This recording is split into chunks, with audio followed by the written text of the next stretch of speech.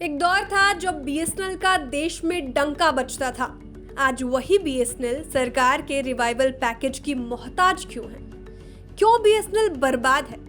जिस कंपनी को आज टॉप पर होना चाहिए था, वो आज बर्बाद क्यों है? अक्टूबर 2002 में बीएसएनएल मोबाइल सेवा के लॉन्च होने के मात्र 1.5-2 सालों में भारत की नंबर 1 मोबाइल सेवा कंपनी बन गई थी। उस बीएसएनएल पर आज करीब 33,000 करोड़ रुपए का कर्ज है। ऐसा कैसे और क्यों हुआ, जानेंगे आज इन्हीं सवालों के जवाब इस वीडियो में। आज के टाइम में जियो को क्रांति लाने वाली कंपनी के तौर पर देखते हैं, लेकिन क्या आपको मालूम है उस वक्त निजी ऑपरेटर 16 रुपए प्रति मिनट कॉल के अलावा 8 रुपए प्रति मिनट इनकमिंग के पैसे भी चार्ज करते थे।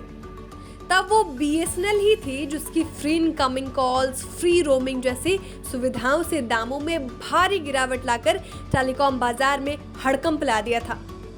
कंपनी में करीब 1.7 लाख कर्मचारियों की औसत उम्र 55 वर्ष है और एक वरिष्ठ अधिकारी के मुताबिक इनमें से 80% बीएसएनएल पर बोझ हैं, क्योंकि वो तकनीकी तौर पर अनपढ़ हैं जो नई तकनीक सीखना ही नहीं चाहते, और इसका असर युवा कर्मचारियों के मनोबल पर पड़ता है। बीएसएनएल अपनी आमदनी का 70% तनख्वाहों पर खर्च करती है, वहीं निजी ऑपरेटर्स में ये आंकड़ा केवल 3 से 5% है। जहां निजी ऑपरेटर्स का एवरेज रेवेन्यू पर यूनिट यानी हर ग्राहक से होने वाली आमदनी करीब 60 रुपए है, वहीं बीएसएनएल में ये 30 रुपए है, क्योंकि बीएसएनएल के ज्यादातर ग्राहक कम आमदनी वाले हैं। लेकिन ये हालात पैदा क्यों हुए? साल 2000 में स्थापना के बाद बीएसएनएल के अधिकारी जल्द से जल्द मोबाइल सेवाएं शुरू करना चाहते थे ताकि वो निजी ऑपरेटरों को चुनौती दे सके, लेकिन तब के समय में जरूरी सरकारी सहमति मिल पाना आसान काम नहीं था, क्योंकि तब लाल फीताशाही का समय चल रहा था। लाल फीताशाही से मतलब है प्रशासनिक नियमों का सख्ती से पालन करना, जो निर्णय करने की प्रक्रिया में बाधा खड़ी करते थे। ये वो वक्त था जब मोबाइल सेगमेंट में जबरदस्त उछाल था, लेकिन बीएसएनएल लाल फीताशाही में फंसी थी। मार्केट में अपनी क्षमता को बढ़ाने के लिए बीएसएनएल के लिए जरूरी था कि वो जल्द फैसले ले, नए उपकरण खरीदे। निजी कंपनियां जहां ऐसे फैसले तुरंत ले लेती थी, वहीं सरकारी कंपनी होने के कारण बीएसएनएल के लिए टेंडर की प्रक्रिया पूरी होने में महीनों लग जाते थे, जिस कारण 2006 से 12 के बीच बीएसएनएल की क्षमता में मामूली इजाफा हुआ। कंपनी के मार्केट शेयर में गिरावट आने लगी, जबकि निजी ऑपरेटर्स आगे निकलते चले गए। लोगों ने नेटवर्क कनेक्शन और बाकी समस्याओं के कारण बीएसएनएल का साथ छोड़ना शुरू कर दिया और निजी कंपनियों की ओर रुख कर लिया। एक ओर ग्राहक दूर जा रहे थे, दूसरी ओर आलम ये था कि 3G स्पेक्ट्रम की नीलामी हुई, लेकिन सरकारी कंपनी होने के कारण बीएसएनएल हिस्सा न ले सकी। बीएसएनएल को पूरे देश के लिए स्पेक्ट्रम तो मिले, लेकिन जिस दाम पर निजी कंपनियों ने नीलामी में स्पेक्ट्रम खरीदे थे, बीएसएनएल से कहा गया कि वो वही दाम दे। इतना ही नहीं, बीएसएनएल को वाईमैक्स तकनीक पर आधारित ब्रॉडबैंड वायरलेस एक्सेस यानी BWA स्पेक्ट्रम के लिए भी भारी रकम देनी पड़ी। इसका असर ये हुआ कि एमटीएनएल और बीएसएनएल की आर्थिक स्थिति खराब होने लगी।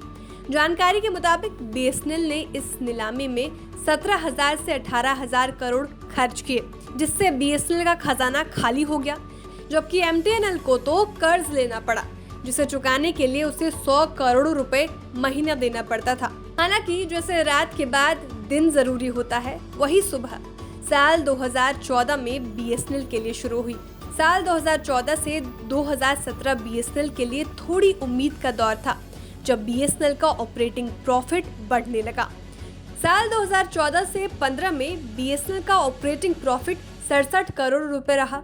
साल 2015 से 16 में 2000 करोड़ रुपए रहा और साल 2016 से 17 में 2500 करोड़ रुपए हो गया। इसके बाद बीएसएनएल और एमटीएनएल ने BWA स्पेक्ट्रम सरेंडर किया, जिससे उसे सरकार से पैसे मिले और उसकी बिगड़ती आर्थिक स्थिति थोड़ी बेहतर हुई। हालांकि अभी भी ज्यादा सुधार नहीं आ सका है, लेकिन दौर बदल रहा है, तो वक्त बदलने में थोड़ा समय तो लगेगा ही। आपकी जानकारी के लिए बता दें, बीएसएनएल के पास देश के अलग अलग जगहों पर जमीन है, जिसकी बाजार में कीमत 1 लाख करोड़ के आसपास है। 20,000 करोड़ रुपए के टावर्स हैं, 64,000 करोड़ रुपए के ऑप्टिकल फाइबर्स हैं जिनकी लंबाई करीब 8 लाख किलोमीटर है। यानी कंपनी के पास इतना एसेट है जो जरूरत पड़ने पर इनसे पैसा बनाया जा सकता है। हालांकि 2019 के बाद सरकार ने फिर से एक राहत पैकेज बीएसएनएल को देने का ऐलान किया है, जिसका जिक्र हमने हाल ही के वीडियो में किया था, जिसे आप ऊपर दिख रहे आई बटन पर क्लिक कर देख सकते हैं। उम्मीद करते हैं कि ये वीडियो आपको पसंद आया होगा। Bureau report, डिस्ताक।